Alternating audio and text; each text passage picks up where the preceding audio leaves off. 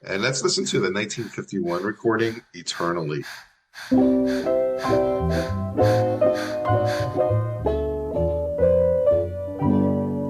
Why did you leave? Where can you be? I search for you eternally. I'm so unknown. Welcome to Something Came from Baltimore. My name is Tom Gouker, and I am your host tonight. And remember that Something Came from Baltimore is a jazz, blues, and R&B podcast and radio show. It's not really about Baltimore, but today, of course, it is. The summer of 2021, we were just slowly coming out of the COVID-19 lockdown. And Something Came from Baltimore ran a limited series. We featured our excellent, some would say superior, jazz blues musicians, and we interviewed a lot of them, and they all live in Baltimore. The series was called Hey Baltimore. This year, we're celebrating 10 different Baltimore artists and bands that changed the musical landscape. We set it off with an early doo-wop group called The Swallows. Collectors have made the Swallows one of the beloved of the R&B groups. Their haunting ballads and risque up-tempo novelties are personal favorites. The Swallows developed an act that brought them bookings long before there ever were recordings. Though their reputation they developed, the Swallows were brought to attention by a radio announcer, Jack Gale from WBTO in Cumberland, Maryland. And Gale contacted Bill Levinson, who wound up managing the group in partnership with Ive Goldstick. Goldstick, the owner of a Baltimore record store, was able to get the Swallows bookings at local nightclubs and his contacts in the music industry. Their ability to sound like the Orioles almost cost them a record contract. In 1951, Goldstick arranged for the Swallows to audition for the King A&R man, Henry Glover. The group made a great impression, but he refused to sign them. Glover told them that he'd be back in Baltimore in a month or so, and if you change your style, I'll record you. The Swallows are Baltimore legends and started in 1946 to the present.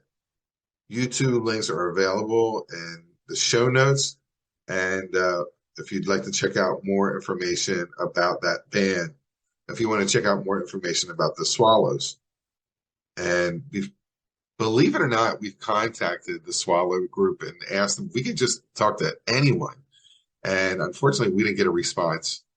But we do have someone who is extremely knowledgeable about R&B from the 1940s through the 50s, and that's Marv Goldberg. Marv Goldberg is a documentarian, a historian, a music fan, and is extremely knowledgeable about the R&B music from that time period.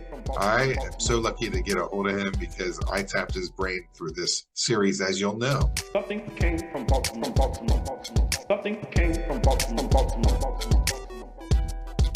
Now let's listen to the single, Trust Me.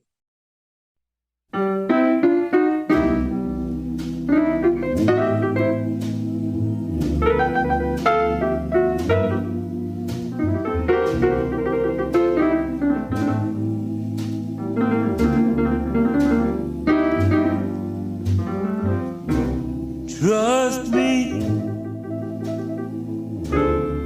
and I will trust in you. Let's be faithful to each other in everything we do.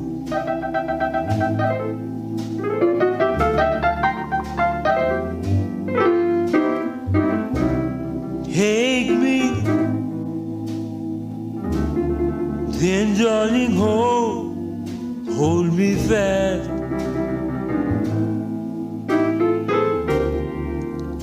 if we're true to one another.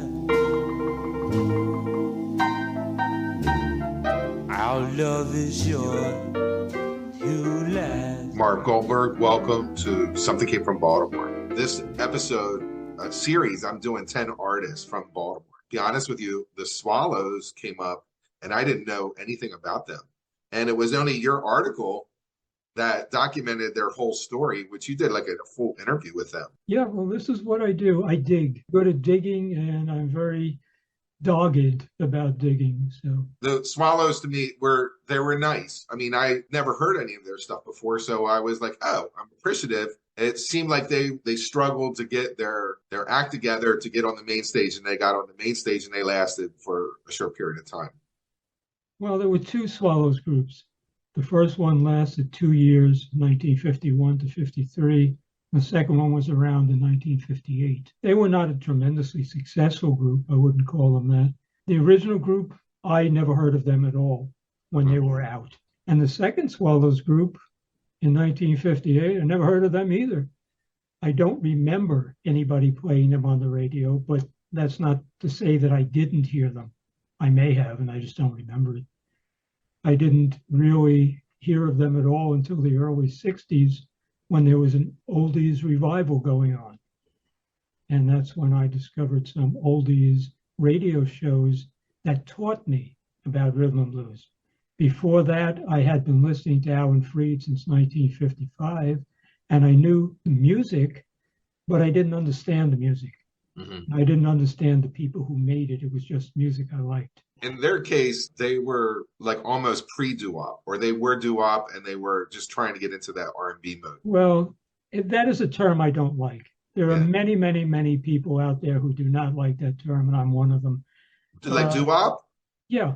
Oh, okay. They certainly were not a doo-wop group. They were a rhythm and blues group. Possibly the second one was a rock and roll group. You can call them that. Doo-wop, no. Okay. Because no one can define doo-wop.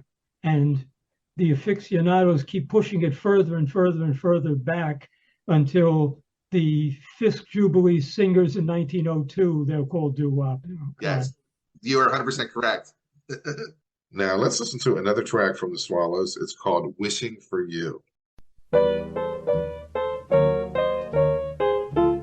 Wishing for you. That's all I do.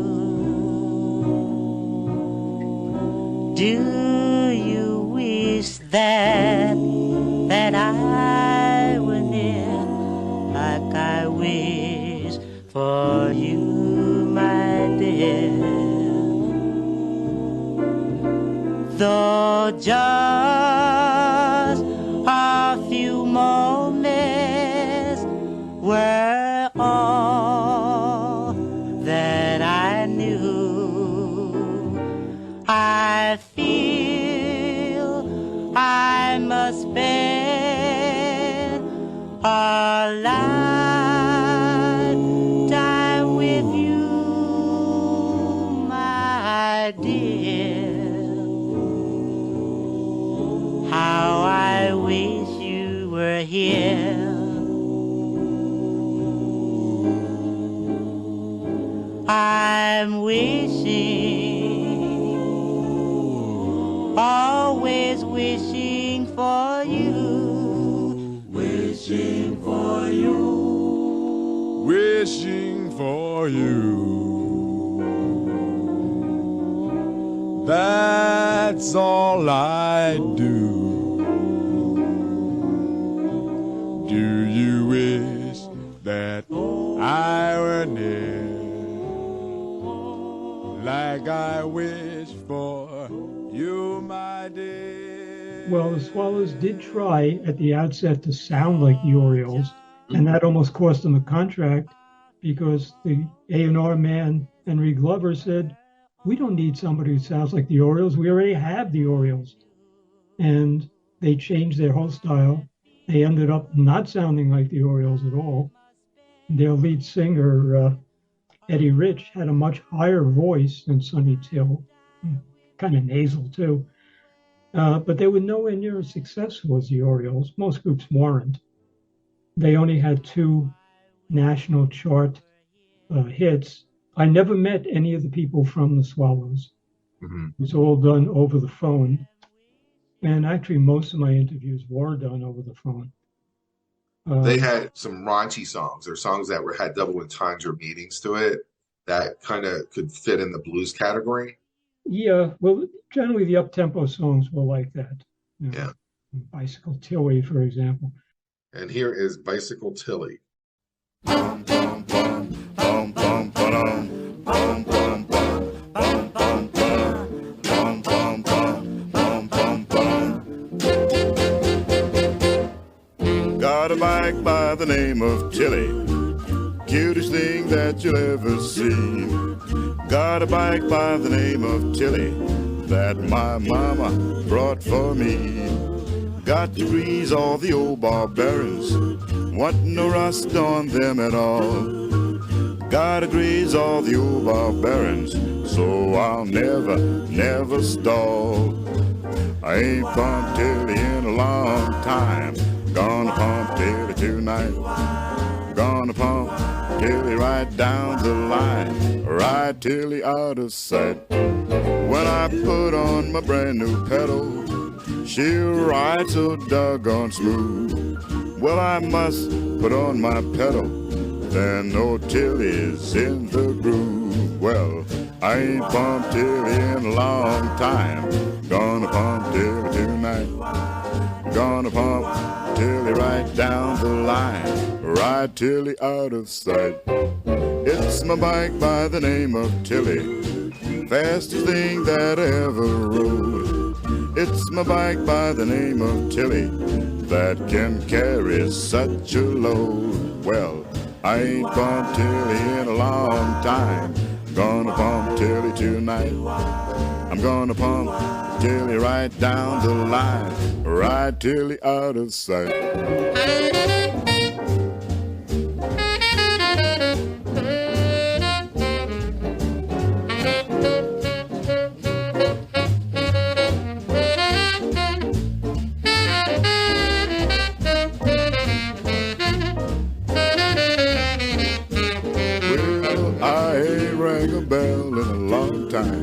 I'm gonna ring her bell tonight. I'm gonna tighten the screws on Tilly and ride with all my might. Well, I ain't pumped Tilly in a long time, gonna pump Tilly tonight. Gonna pump Tilly right down the line, gonna pump, pump, pump, pump Tilly out of sight.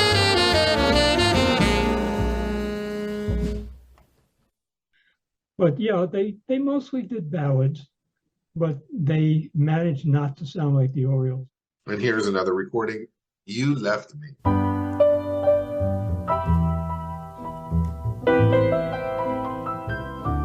You left me with so much love to remember.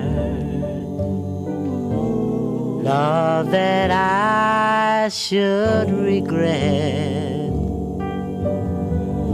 but still I can't forget.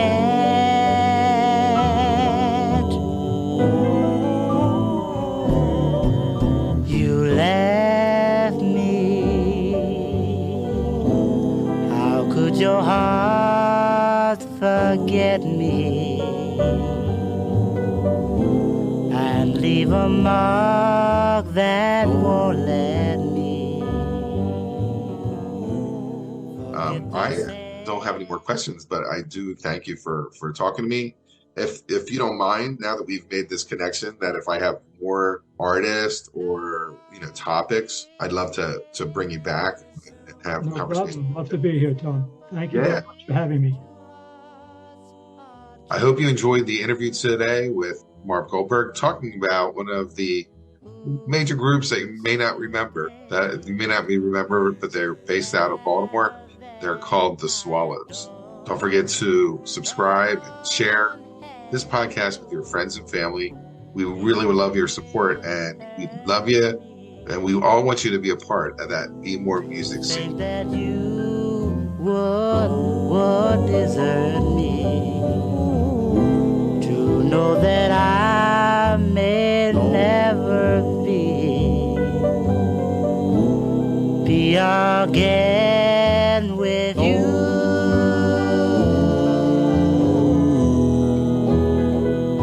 You left me with a heart so